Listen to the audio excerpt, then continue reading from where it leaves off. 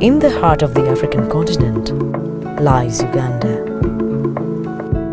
Blessed with breathtaking landscapes, a welcoming people, the country is gifted with an incredible variety of nature.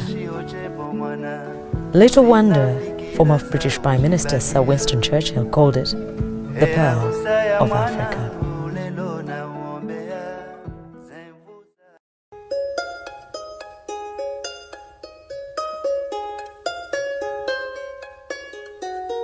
Over the last 2 decades, the poverty head count in Uganda fell from 24.5% in 2009 to 19.7% in 2012. However, nearly 40% of the households are vulnerable to poverty, living just above the poverty line. Older persons are particularly vulnerable. 93% of older persons in Uganda have no pension and therefore no form of income at all. Yet they continue to play an active role in society. Besides attending to their own old age needs, ill health, food, clothing, shelter. In Uganda, a majority of older persons have the burden of taking care of children, often by the devastating impacts of HIV/AIDS. Meet 70-year-old Stella Kavaseveni. She lives in Chichuchu, a small village in Chenjojo district. Renowned for tea cultivation, many people in Chenjojo have known tea growing as an occupation all their lives. For Stella, she spent years working on and off tea estates as a casual laborer and had to walk long distances to get such jobs. When she was lucky to find work, she made less than $1 a day. Unfortunately, for all the years she spent working on the plantations, more than 20 years, there was little to show for her sweat. In 2013, Stella was enlisted into the Senior Citizens Grant Program. For a year, she didn't collect her monthly cash, trying to save for a bigger goal. At the end, she received over $96. Her first priority was to buy a plot of land on hire purchase and constructed a grass-thatched house where she now lives. In Uganda, land is at the core of poverty. People without land cannot even use their labor to improve their lot. Land ownership is therefore one of the most empowering things a woman can do.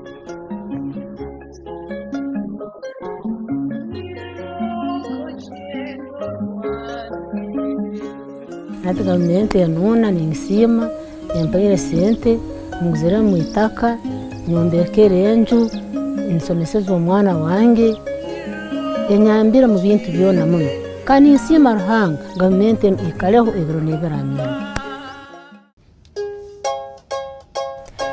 This is Karamoja area, northeast of Uganda. It's inhabited by pastoralists who traverse the vast semi-arid land with their animals in search of pasture and water. The inevitable movement of these pastoralists to vast places, no doubt, affects the Karamoja social order and the relations between the peoples of this area, the neighboring Karamoja districts, and the Turkana of Kenya. For years, this nomadic way of life has exposed this area to instability and insecurity occasioned by intertribal cattle rustling. 63-year-old Nakong Lokawe lives in Rupa village in the outskirts of Moroto. During one of the deadly raids in the neighboring community of the Tepeth, her husband was killed and the family lost hundreds of heads of cattle. For the few that remained, many have died due to disease, while others cannot yield any milk because they virtually have nothing to feed on. This exposed Nakong and her extended family members to nutritional deficiencies.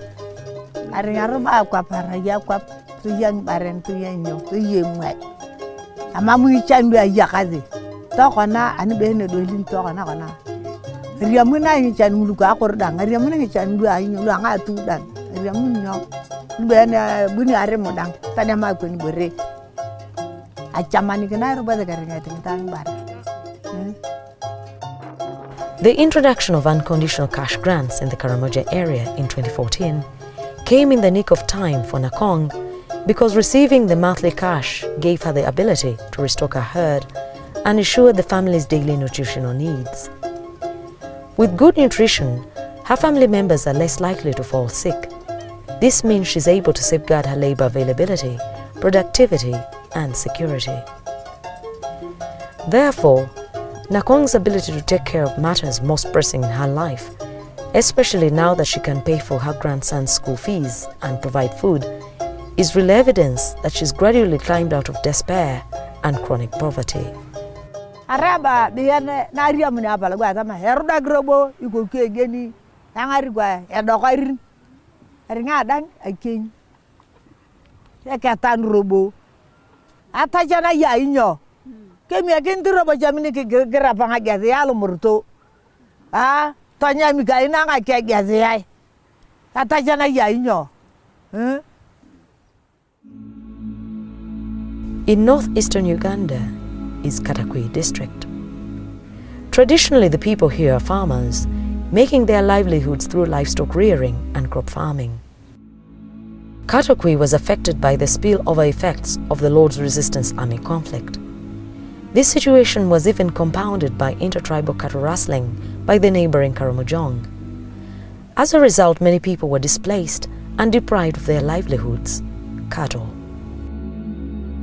Katakwi is also located on a lowland and has in the recent years suffered alternatingly massive floods and extended drought.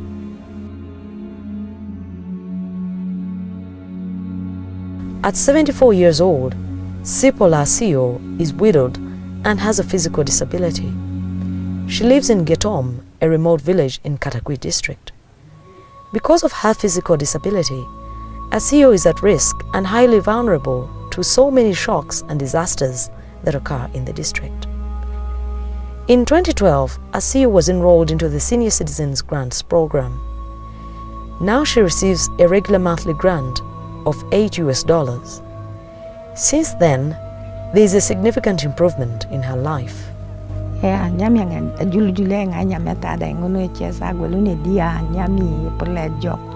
Mama di Tunisi, mama tapita nyami nyade, nyami ngolo pe joko chuti, atubia kokoro,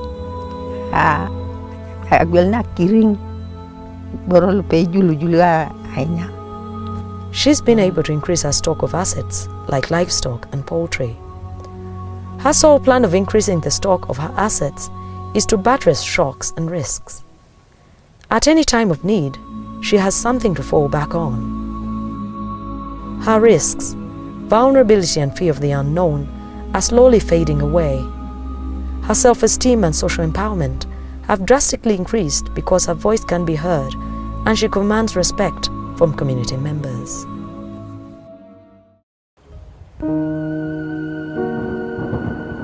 In northern Uganda, where the Joseph Kony civil conflict left over 2 million people displaced, several hundreds maimed or killed, no doubt left many people's hopes and livelihoods lost.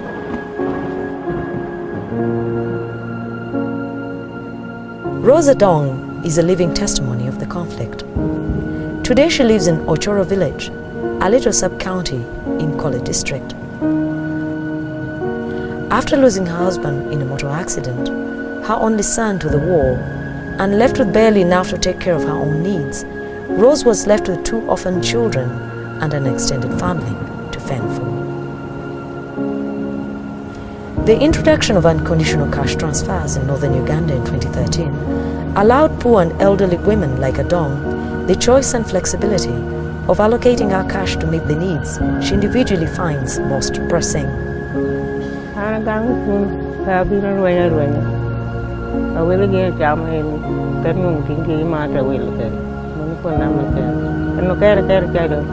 Agama joga ba pa kan pa wen en no kare no ger ke ba bolo ni kini no tie tete kina tete ni kama tete na mana no ate tite en kena ni no tie woti kan pa ma ko. With a sense of a predictable income, Adong joined a village savings and loan association. a community revolving fund in her village that promotes rural enterprise development and saving. From her savings and borrowings from the group, she's managed to construct an iron-roofed house. The house will give her peace of mind, as she will not have to worry about replacing her grass thatch every other season. It will save her money and free her hands to focus on other activities that will further improve her life. She now feels that with the basic issue of shelter solved, at least for a time, she's now empowered to focus her energies on improving her condition. Como tega, ada apoio como corcom dong tiba tiri. Aluang ko matin kwa. Sawe ka wera. Mune ne ye bi konya wu. Weri ba. En ka lu na te konya wu ba.